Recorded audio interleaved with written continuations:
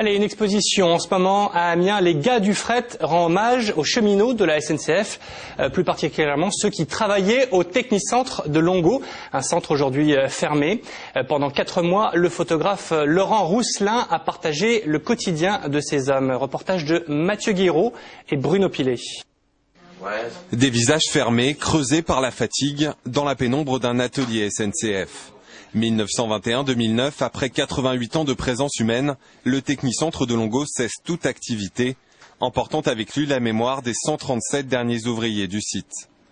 Durant 4 mois avant sa fermeture, le photographe Laurent Rousselin explore cette friche en sursis, captant ça et là le quotidien des ouvriers. Ce qui a été plus difficile, c'est effectivement les premiers jours où je suis arrivé là avec mon appareil photo et les gars...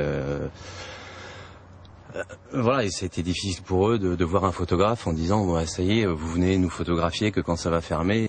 Très vite pourtant, la confiance s'installe entre les cheminots et le photographe.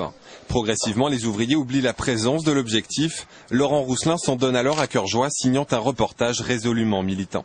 C'est une façon de rendre hommage à des gens que je trouve qui sont souvent bafoués, qu'on met dans des cases comme ça, qui sont payés une misère avec des horaires à la con, qui sont pas souvent mis en avant et malheureusement parce que c'est eux qui font aussi l'industrie de la Picardie et de la France de manière générale.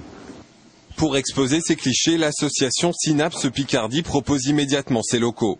Un choix logique pour cette structure spécialisée dans l'économie sociale et solidaire, soucieuse d'honorer ses ouvriers, dignes héritiers de l'histoire industrielle picarde. Ces prises de vue datent de 2005, peut-être elles auraient pu dater de 1960. Il y a des gueules de bêtes humaines qui m'ont rappelé le cinéma et disent ce monde du travail, il change peu. Les gars du fret, une exposition à voir jusqu'au 23 septembre prochain au siège de l'association Synapse à Amiens. Prolongation d'ores et déjà prévue les 2 et 3 octobre pour la fête du rail de Longo.